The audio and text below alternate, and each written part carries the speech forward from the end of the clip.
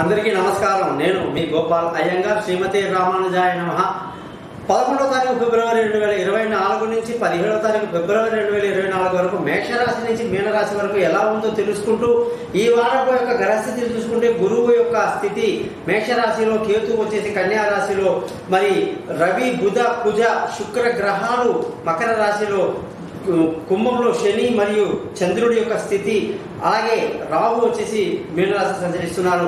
దీన్ని బట్టి మనం ఈ 12 రాశులకు ఎలా ఉందో తెలుసుకుందాం. అలాగే ఈ వారం యొక్క స్థితిగా చూసుకుంటే ఆదివారం నుంచి శనివారం వరకు శతభిష నక్షత్రం నుంచి కృత్తిక నక్షత్రం వరకు, విద్యా తిథి నుంచి దశమి తిథి వరకు, ఇవన్నీ కూడా పెద్దవాళ్ళకి ఏమైనా మనం కార్యాలు కర్మలు చేయడానికి కూడా ఉపయోగపడడానికి కోసం చెప్పడం జరిగిందనమాట.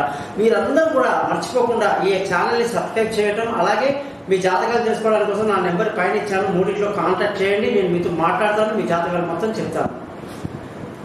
వృషభ రాశి వాళ్ళందరికీ కూడా 11వ తారీఖు ఫిబ్రవరి నుంచి 17 ఫిబ్రవరి వరకు సూర్యుడి యొక్క మార్పు చాలా విశేషంగా ఉంది. అష్టమంలో ఉన్నటువంటి సూర్యుడు కాస్త ఇప్పుడు నవంలోకి వచ్చేసి చాలా రోజులైంది. ఇప్పుడు ఈ మధ్య కాలంలో దశమంలోకి 14వ తారీఖు ఎంటర్ అవుతున్నారు. అనేక రకాల శుభాలకి ఇది మంచి సాంకేతం అన్నమాట. అలాగే ఈ వారంలో శుక్రగ్రహం యొక్క మార్పు అనేక రోజులుగా మీకు అష్టమంలో ఉన్న శుక్రుడు భాగ్యంలోకి రావడం, మీ భాగ్య స్థితిని మార్చేటువంటిది, మీ మనసులో కోరికలన్నీ తీరేటువంటిది, అలాగే అదృష్టం బాగా కలిసి వచ్చేస్తుందని చెప్పేసి మనం బ్రహ్మాండంగా చెప్పుకోవచ్చు అన్నమాట. మరి ఈ రాశి వాళ్ళందరికీ కూడా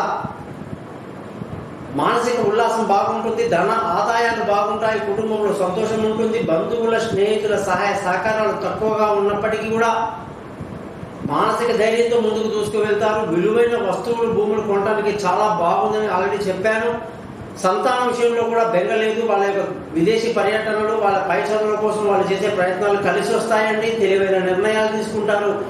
ఆరోగ్యపరమైన విషయాల్లో కానీ చూసుకుంటే వృషభ రాశి వాళ్ళకి ఆరోగ్యం పట్ల జాగ్రత్తలు తీసుకుంటూ ఉండాలి. తినే ఆహారం పట్ల శ్రద్ధ వహించాల్సిన పరిస్థితి కనిపిస్తుంది. టైంకి భోజనం చేయాలి. ముఖ్యంగా భార్యాభర్తల మధ్య చక్కటి సయోధ్య కలిగి ఎంతో ఆనందంగా గడుపుతారని చెప్పొచ్చు. పెళ్లి కాని వాళ్ళకు పెళ్లి కుదురుతుంది. అదృష్టం మీకు ఈ వారం బాగా కలిసి వస్తుందని చెప్పాలి. ఉద్యోగస్తులందరికీ మంచి ప్రమోషన్లు, ఇంక్రిమెంట్లు బాగుంటాయి. పెద్దవాళ్ళ ప్రశంసలు బాగుంటుంది. ముఖ్యంగా వ్యాపారస్తులందరికీ కూడా వ్యాపారంలో మంచి లాభాలతో ఈ వారం అంతా ముందుకు దూసుకు వెళ్తారని చెప్పొచ్చు. ఈ వారం ఈ యొక్క రాశి వాళ్ళందరూ కూడా హిమకుంద మృణాలాభం దైత్యానాం పరమం గురుం సర్వశాస్త్ర ప్రవక్తారం భార్గవం ప్రణమామి అనే మంత్రాన్ని 20 సార్లు జపించండి, మీకు మేలు జరుగుతుంది.